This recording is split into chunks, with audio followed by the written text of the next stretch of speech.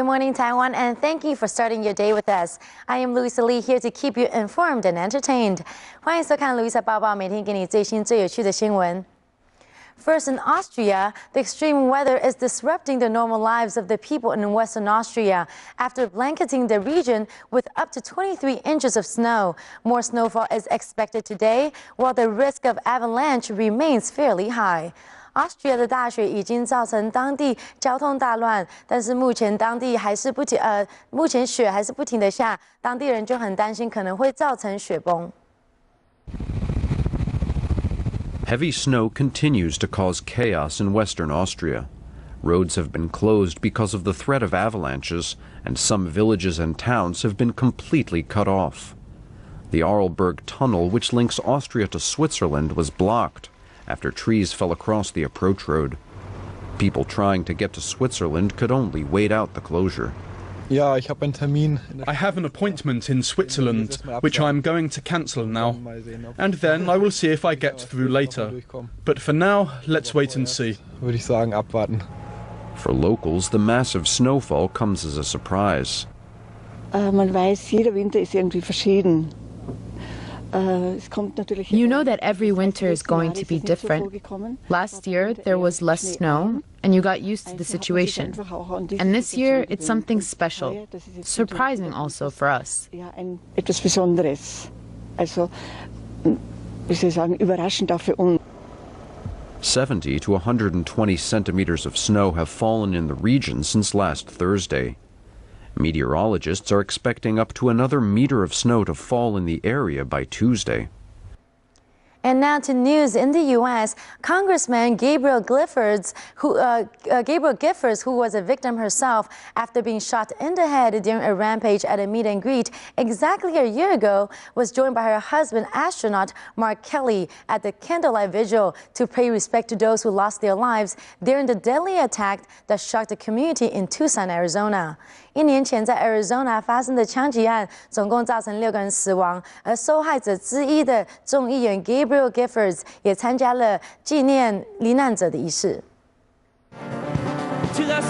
Arizona Democrat Gabrielle Giffords was among the thousands who turned out in Tucson to mark the first anniversary of the shooting spree that killed 6 people and wounded 13 more, including herself.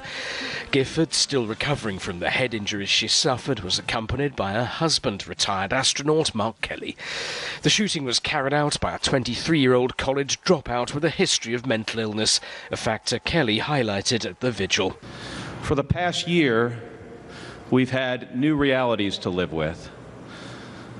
The reality and pain of letting go of the past.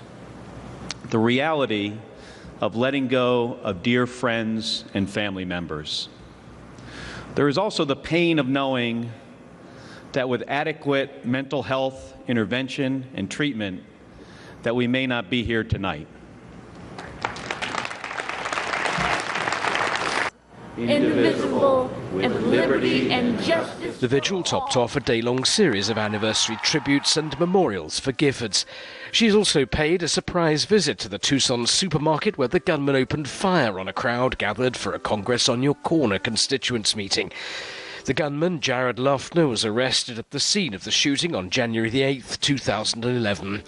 He denied the charges against him but was ruled unfit to stand trial and confined to the psychiatric unit of a prison hospital. And now to other news. Can the new device electronic nose developed by Indian scientists help sniff out tuberculosis, which is one of the world's biggest killers? 科学家最近发明了一个电子笔，据说可以透过人身上的味道就知道他有没有得到肺结核。 Its developers call it the electronic nose, and it's designed to detect tuberculosis in the breath. TB infects nearly 9 million people a year, but the electronic nose can identify the disease in its earliest stages via a computer that sees minute biomarkers exhaled along with carbon dioxide from the lungs. According to lead researcher Virender Singh Chauhan, the electronic nose could radically improve the speed and lower the cost of diagnosing the contagious disease. TB detection has been a major issue. All existing methods, none of them do a good job. They're slow, they take a long time. So we decided to think of something totally out of the box, very new. Traditional diagnostic techniques require blood or sputum samples. The electronic nose employs technology similar to that used by police testing for alcohol, making diagnosis faster and more efficient. Scientists are encouraged by the early results. What we've got so far, we seem to have data to show that it is possible to differentiate between healthy individual from tuberculosis individual and also from some other lung conditions. Health organizations say early detection is essential in treating TB, which kills 1.5 million people a year, mostly in developing nations. The project has received funding from the Bill and Melinda Gates Foundation and from Grand Challenges Canada to further study the technology, which may have uses in detecting other diseases. Now technology is so good that you can really ask. Yes, you can ask this for cancer, you can ask this for bowel disease, you can ask for kidney disease, especially in urine. More research needs to be done, but it's possible that soon a few quick breaths could mean the difference between life and death for people who have TB.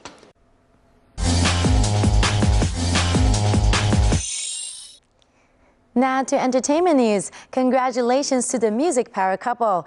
Beyonce and Jay-Z are now the proud parents of Blue Ivy Carter, their first child together since they tied a knot in 2008. 新的一年就开始有出现好消息了。Beyonce 在纽约顺利的生下宝宝，她跟老公 Jay-Z 把女儿取名为 Blue Ivy Carter。 It's humorous to me, they watching and we just yachting Allen hopping off the Amalfi Coast. Beyonce and Jay-Z welcomed their bundle of joy, their baby girl named Blue Ivy Carter, on Saturday. Sources say the 30-year-old singer delivered the little one via C-section at the Lenox Hill Hospital on New York's Upper East Side. The Twitter world was abuzz with warm words from the couple's celebrity friends. Hollywood actress Gwyneth Paltrow wrote, "Welcome to the world, Blue. We love you already." While pop diva Rihanna, who previously worked with Jay-Z on her smash hit Umbrella, tweeted, "Welcome to the world, Princess Carter. Love, Auntie Ree." And 2012 is so far a good year. More congratulatory words and hugs for the Hollywood couples who are planning to walk down the aisle soon. 另外一个好消息是，演员 Drew Barrymore 宣布跟她的男朋友订婚了，两个人还大方的秀出他们的照片，非常的甜蜜。 Actress Drew Barrymore is reportedly engaged to her art consultant boyfriend, Will Koppelman, also the son of former CEO of Chanel, Eric Koppelman. The couple shared the sweet portrait just a day after it emerged that he had popped the question in Sun Valley, Idaho, where they had been vacationing over the holidays.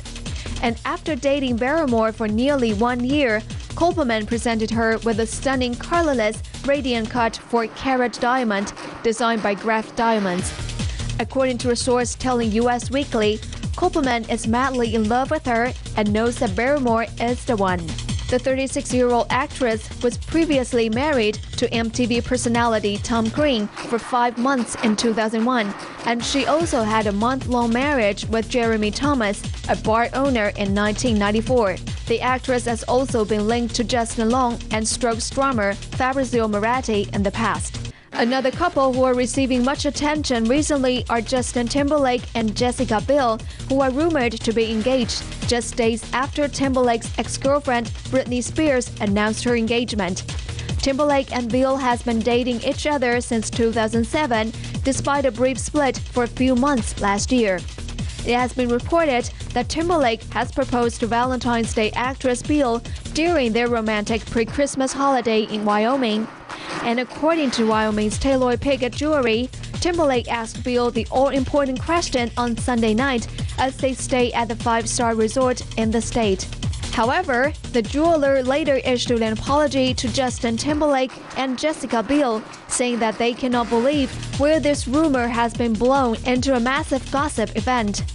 And even though the rumor is still circulating in Hollywood, we guess we'll just have to wait till Justin or Jessica's reps confirm or deny the allegation. And the Canadian pop-punk band Simple Plan rocked the stage in Taipei over the weekend, giving the fans a reason to go wild. 加拿大乐团 Simple Plan 周末来到台湾开演唱会，也吸引了满场的歌迷。 Yeah, what's up, Taipei? We are Simple Plan.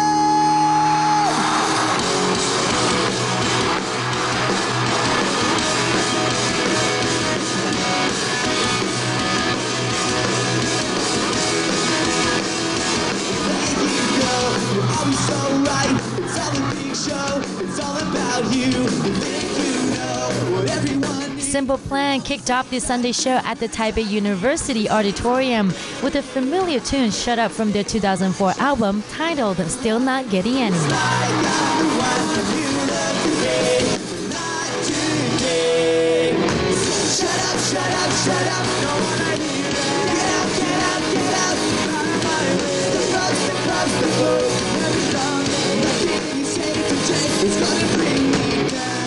The boys from Montreal, Canada, who rose to stardom in 2002, filled the night with guitar-driven bouncy tracks, and with a high decibel level, we know for a fact that the Taiwanese music lovers are enjoying their temporary company. Simple Plan also played their latest works for the crowd, including Can't Keep My Hands Off You from their 4th studio album or their newest album, Get Your Heart On.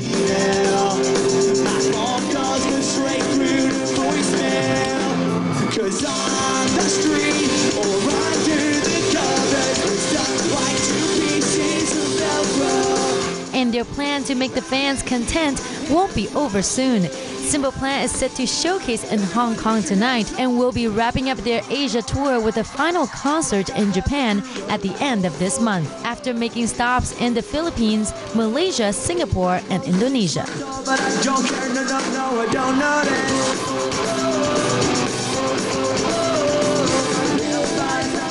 And that's it for today's edition. I am Louisa Lee, and we'll see you back here tomorrow. Meanwhile, stay with CTS for the latest weather update and for more top stories.